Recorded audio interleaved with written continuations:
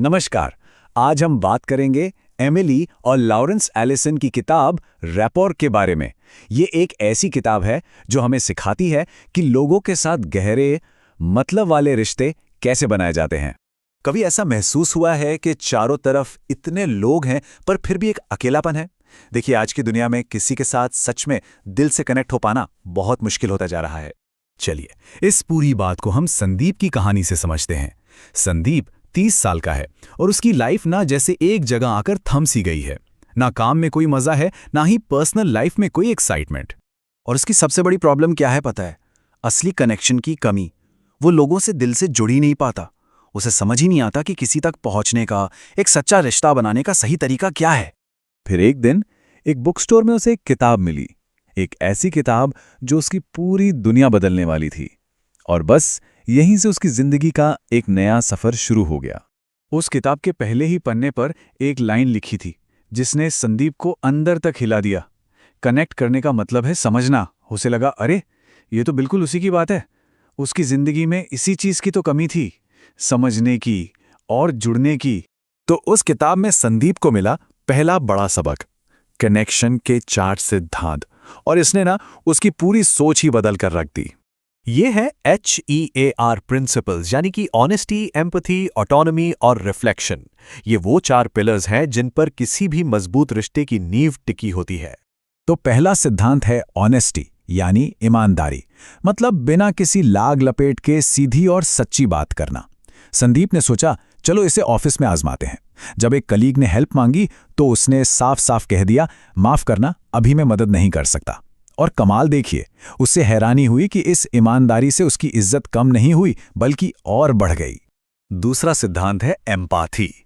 मतलब किसी की फीलिंग्स को सिर्फ समझना नहीं बल्कि सच में महसूस करने की कोशिश करना। जब उसका दोस्त रोहन बहुत परेशान था तो संदीप ने उसे कोई सलाह नहीं दी, बस उसकी बात सुनी और कहा, मैं समझ सकता हूं कि ये तुम्हारे लिए कितना मुश्किल होगा। और कभी-कभी लोगों को बस इतना ही तो चाहिए होता है। तीसरा सिद्धांत है ऑटोनॉमी, यानी दूसरों को स्पेस देना, उनके फैसलों की इज्जत करना, बजाय इसके कि हम अपने आइडियाज उन पर थोपें। संदीप ने अपने छोटे भाई को यह बताना बंद कर दिया कि उसे क्या करना चाहिए। इसके बजाय उसने पूछा, अच्छा तुम आगे क्या करना चाहते हो? बस इस एक सवाल ने उनके रिश्ते को बहुत मजबूत बना दिया। और चौथा सिद्धांत है रिफ्लेक्शन। मतलब सामने वाले की बात को ध्यान से सुनना और फिर उसे अपने शब्दों में दोहराना। इससे उन्हें लगता है कि हाँ, कोई है जो सच में सुन रहा है, समझ रहा है। जब उसकी दोस्त नेहा अपने ब्रेकअप से दुखी थी तो संदीप ने कहा, तो तुम्हें इसलिए बुरा लग रहा है क्योंकि तुमने अपनी तरफ से रिश्ते को बचाने की पूरी कोशिश की पर उसने तुम्हारी फीलिंग्स को नहीं समझा। नेहा को पहली बार लगा कि किसी ने उसके दर्द को सच में समझा है। अच्छा, तो HEAR प्रिंसिपल्स को समझने के बाद संदीप ने कम्युनिकेशन के अलग-अलग स्टाइल सीखे और इन्हें ना जानवरों के मजेदार उदाहरणों से समझाया गया था। तो ये 4 जानवर हम सबके अंदर कहीं न कहीं होते हैं। टी-रेक्स जो एकदम अग्रेसिव होता है, जैसा संदीप का बॉस था। फिर है लायन जो सब कुछ कंट्रोल करना चाहता है। फिर आता है माउस जो हमेशा लड़ाई झगड़े से बचता है, जैसा कि संदीप अक्सर खुद करता था। और आखिर में है मंकी जो सबको साथ लेकर चलने में यकीन रखता है। अब देखिए, टी-रेक्स और मंकी के स्टाइल में जमीन आसमान का फर्क है। टी-रेक्स हर हाल में जीतना चाहता है जिससे माहौल में टेंशन बढ़ जाती है। वहीं दूसरी तरफ मंकी जो है वो टीम वर्क को बढ़ावा देता है जिससे माहौल रिलैक्स्ड रहता है और काम आसान हो जाता है। तो सबसे जरूरी बात ये नहीं है कि कोई एक स्टाइल मास्टर कर लिया जाए। नहीं, असली समझदारी इस बात में है कि सिचुएशन और सामने वाले इंसान के हिसाब से अपने कम्युनिकेशन स्टाइल को कैसे बदला जाए, कैसे अडैप्ट किया जाए।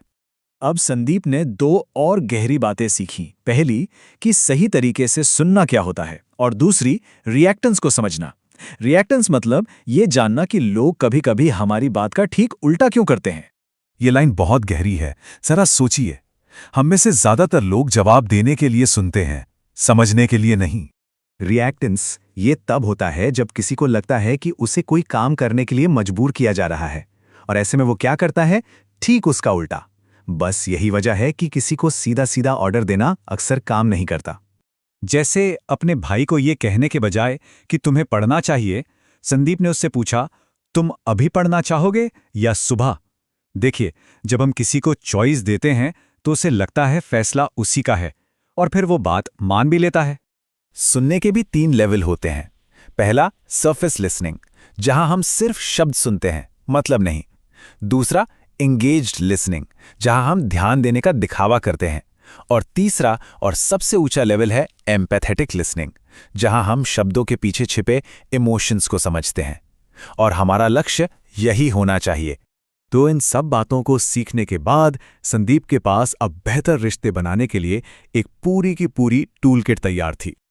और ये है वो टूल किट, HEAR प्रिंसिपल्स का इस्तेमाल करना, चारों एनिमल स्टाइल्स को पहचानना और ज़रूरत के हिसाब से अडैप्ट करना, एम्पैथी के साथ सुनना और हाँ, ऑर्डर देने की बजाय चॉइस देना, और आखिर में नॉन वर्बल क्यूज यानी बॉडी लैंग्वेज पर भी ध्यान देना। इन सभी प्रिंसिपल्स को अपनी जिंदगी में उतारकर संदीप की लाइफ सच में बदलने लगी। वो अब पहले से ज़्यादा अवेयर था, ज़्यादा कॉन्फिडेंट था और सबसे ज़रूरी बात, लोगों से कहीं ज़्यादा जुड़ा हुआ महसूस कर रहा था।